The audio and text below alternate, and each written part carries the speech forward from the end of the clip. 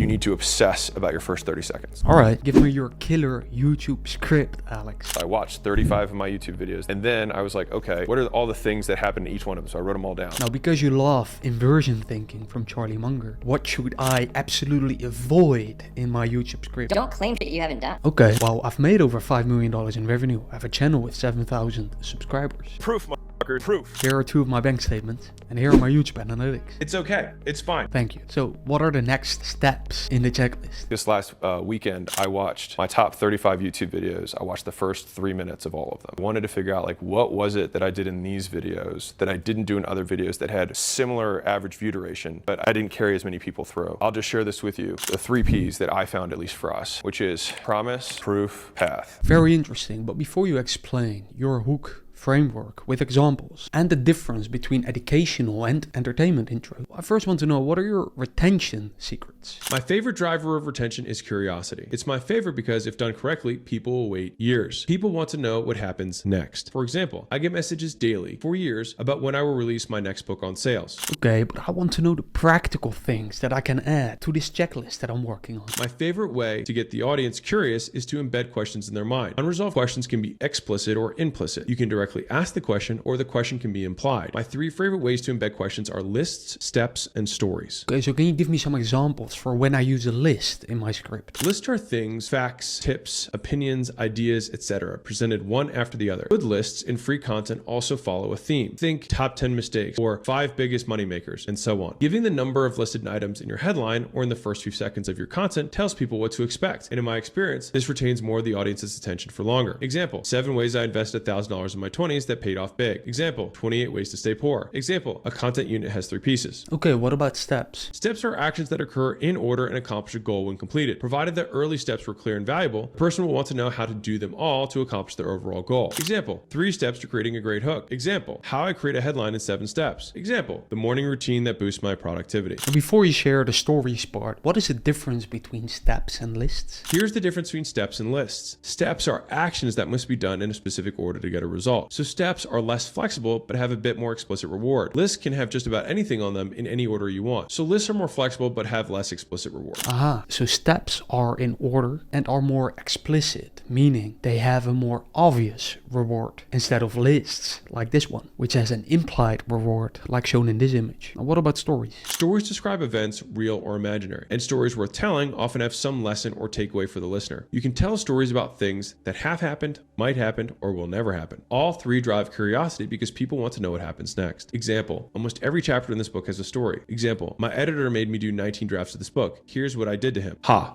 Example, my journey from sleeping on the bottom floor of a gym to the top floor of a 5-star hotel. Okay, before I ask you about your intro framework, can we combine steps, lists, and stories? You can intermix all 3 of them. So you can have a list of things and have steps within the list and then tell stories about each step. What about call to actions, like a sponsor? Motherfucker, the reason you built this audience was to direct them somewhere. Whoa, Alex, I'm not a motherfucker. Jordan, fight me. You can fight Imagazzi if you want. The more that you're cognizant and you're aware of The more Back to serious mode. Before I ask you about your YouTube script experiment, I first want to know how you do make sure that people don't drop off whenever you mention a lead magnet. I think the problem is less about CTAs. I think it's more that there's not enough value in general. And so it's like if you make the video and half of it's CTA, there's just not enough value. You haven't like deposited enough to create motivation for somebody to take action. And so as long as you have a banging video, like you can put CTAs in. It's just don't take up a huge amount of time. Let them know, like, what is it? Why is it important? How do they get it? That's it. And then just move on. And let's just keep it very simple. So these are like 30 seconds in the middle? Oh, I think they're even less. They're just like, hey, if you like this and you're trying to grow your company, I was like, we just started acquisition.com workshop divisions. Like, so if you're, 1 to 20 million, I was like, it's probably a good set for you. You can check it out. And then that's it. Okay, so what about this example, Alex, where I did a 6-month experiment where I uploaded 311 videos during 6 months. And this was one of the results. Same video on the channel with 389 subscribers, it got 169 views. But on the channel with only 3 subscribers, it got over 1,000 views. Same video. You want the full report, Alex? Okay. You know where to find it. So what about your experiment, Alex? And so when I looked at the top 100 or whatever YouTube videos I had, the ones that were the top 10 all had proof promise plan. Okay, before I want to know from you why this doesn't work for entertainment videos like Mr. Beast, can you first give an example of the 3 Ps? Hey, I sold my company for $46.2 million. A big part of that was that we had a guarantee that beat all of our competitors. And so we did 4 things that we used that made our guarantee stronger. Well, That's a lot of proof, Alex. What do you recommend for beginners? If you're newer, you can show proof of effort. So I could have said, I made 35,000 posts. That's still enough work that people were like, Well, I don't want to do that work. I want to see what he learned. Yeah, so that's what I did. My 6-month algorithm experiment. That's the proof part. And the promise is often implied within the proof. But what about the P of plan? the path, in my opinion, is just to show that there is structure and you can set expectations and then meet the expectations. I think that's more about watch time. The first two are about why should I stay? That's what's going to happen. Okay, so is the plan really that important? I mean, would it increase my views and average view duration? I think your stuff's really good. You need to learn more presentation skills. And that's okay. That's not like this is me trying to help. And so I think that you could probably take the same content you're currently making and just simply structure it better, and you'd probably get 10 times the views. Whoa, how much? 10 times!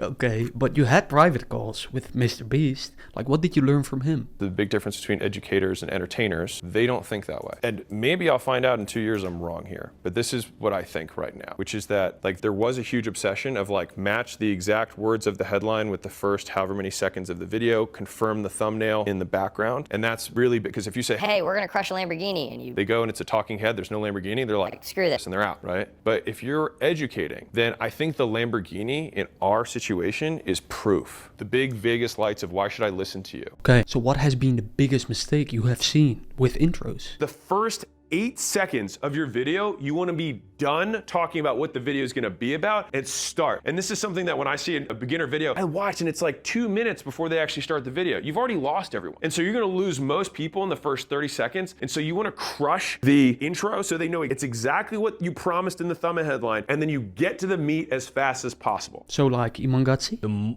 The more you're cognizant, the more that you're cognizant and you're aware of. The more. What do you think about his hook, Alex? No.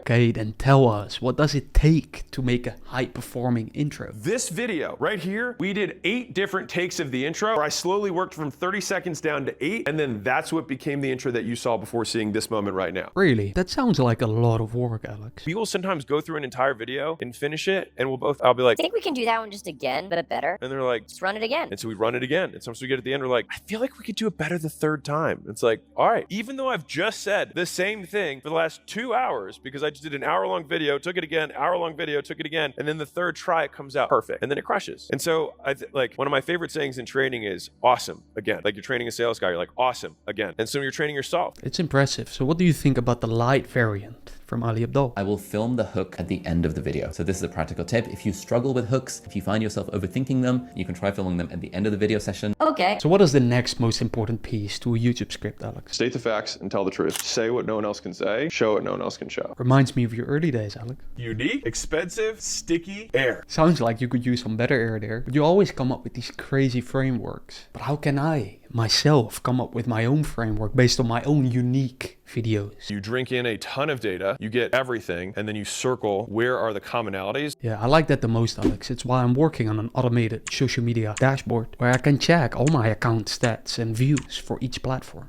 If you're a business owner, I would not gauge views as whether the video is good or not. It just shows how relevant it is to how many people. I know, that's why I literally track every important metric in that dashboard so you know where to find it. But then Alex, what would you say is more important? It's about value per second, not seconds of value. If you want to know what he means with that, watch this video next. Talk soon.